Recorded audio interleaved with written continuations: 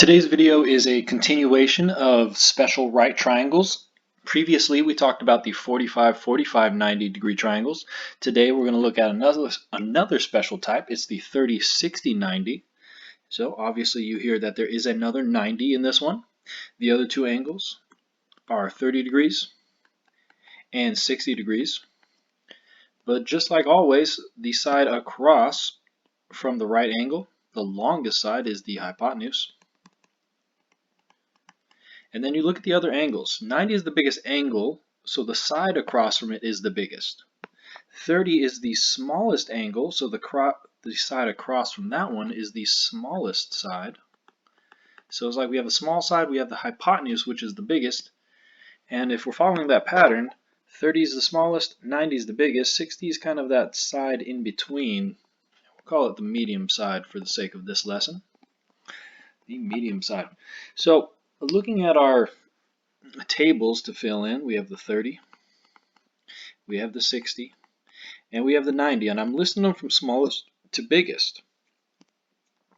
Alright, so we have the small side, we have the medium side, and the largest side, which is called the hypotenuse. So when we talked about 45, 45, 90s, those ratios went x, x, x square root 2. Today the ratios are different, so we're talking about this column here. The ratios are different in a 30, 60, 90. They go x, x square root 3, and then 2x. And the column over there on the right, that's what we're going to fill in for our answers. So looking at these examples, they want us to find all the missing sides of this triangle. So we're going to draw the same orientation as before. We have a right triangle, up top 30 degrees, over here 60 degrees, and the only side length they're going to give us is down here, and it's a 6. Alright, so today the two shorter sides are not both the same size. 30 opens up, makes one side, 60 opens up, makes a bigger side, so we can't just use that same pattern. But we notice it's a 30, 60, 90. So we can go ahead and create that table. So that means in a 30, 60, 90 we have a short side, we have the medium side, and we have the hypotenuse side. And in a 30, 60, 90, we look back up here, our ratios are like this today. X, x square root 3, and 2x. So they want us to find the two missing sides. The only thing they give us is this 6. And it's all about placement. So let's look what it's across from. This 6 goes across from the 30. So we never ever change what they give us. So the 30 is the short side. So I'm going to put that in the short box over here. 6. And if we start taking a look at this, that tells us that x is 6. So everywhere we see an x, we can replace that with a 6 and get the rest of the answers. So here's an x, so let's replace it with 6. So 6 times the square root of 3. And in the last one, here's x times 2, so 2 times 6, 12. Now if we look at them, these sides should go in order. The smallest side, the medium side, the biggest side. 6 and 12 make sense to us. 6 square root 3, if we really needed to find out what that was, we could use our calculator, and looking at that, it should be somewhere between 6 and 12, and my calculator tells me that that's going to be a 10.4-ish. So yes, these numbers do make sense. 6, 10.4-ish, and then 12, smallest to biggest. Alright, let's take a look at another one. So, for example, another right triangle. It's a 90 degree. We'll put 30 at the top, 60 over here, and the one side they're going to give us right here. So I see it's a 30, 60, 90. That means we can fill out the table for a 30, 60, 90. That means it's a short side, a medium side, and the hypotenuse side. And always down the middle for a 30, 60, 90 is going to go x, x square root 3, and 2x. This 16 is going to go on my table somewhere. We need to figure out where. Let's look what it's across from. It's across from the 90. Across from the 90 means it's the longest side or the hypotenuse side. So that box is this one down here. So I never ever change what I'm given. The hypotenuse is 16, so 16 goes right here. Now I don't know what x is yet, but if I put an equal sign here, oh look, I've created a little equation. We can pull that out. 2x equals 16, or when I solve for x, divide both sides by 2, it tells me that x is 8. So I look back up here, there is a box that asks me what x is. X is 8. And once I know x, everything else falls into place. X is 8. Here's an x, so replace it with an 8. And there you go. The two missing sides, the shorter side would be 8. The medium side is 8 square root 3. And the long side, which we already had, was 16. Okay. So let's see if we can get a little trickier here. Let's keep working with our 30, 60, 90 right triangles. This time we have a 60 up here, and 30 over here.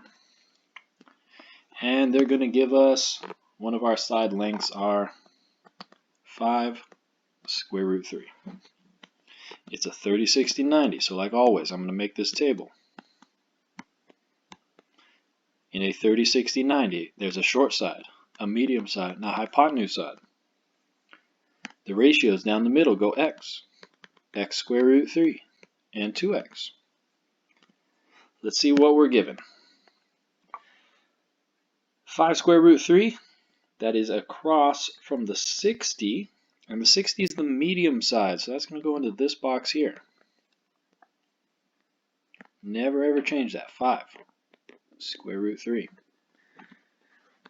Let's find out what x is next. So let's set this up. And just looking at the pattern, x square root 3 equals 5 square root 3. You can kind of see what that answer is going to be. Or just divide both sides by square root 3. So those cancel, so x is 5. And there is a box up top that asks us what x is. X is 5. And if I know x, everything else falls into place, so replace that with 5. So 2 times 5 is 10. Alright, so my shorter side here is 5. My hypotenuse side is 10. Looks like one last example for the notes.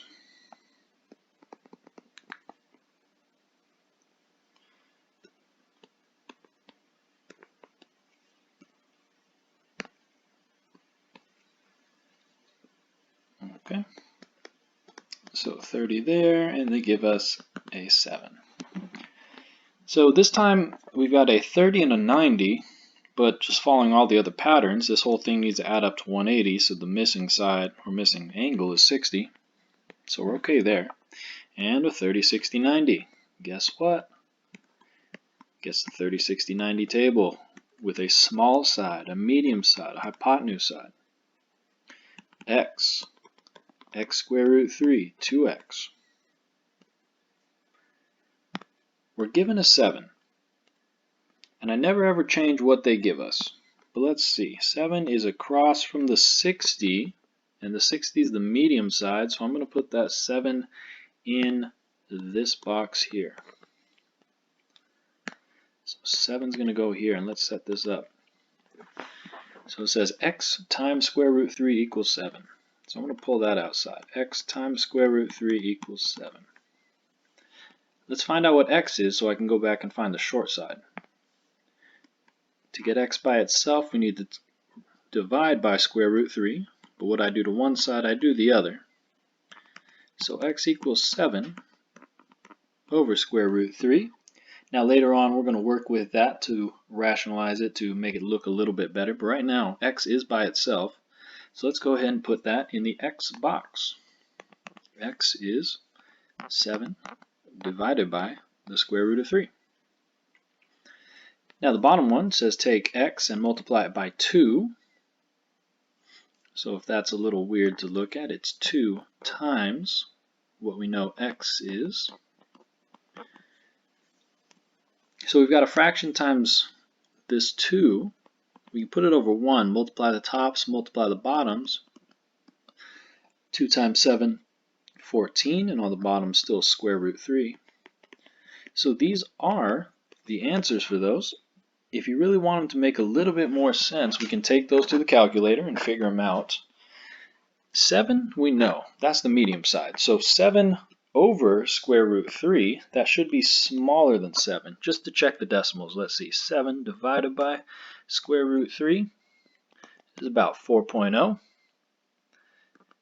And 14 divided by 3, or square root 3, should be bigger than 7. Because that's the hypotenuse, and we get an 8.1-ish. So yeah, all these numbers make sense. So for right now, we're okay with that. Tables tell us what our answers are. We can find the sides of special right triangles.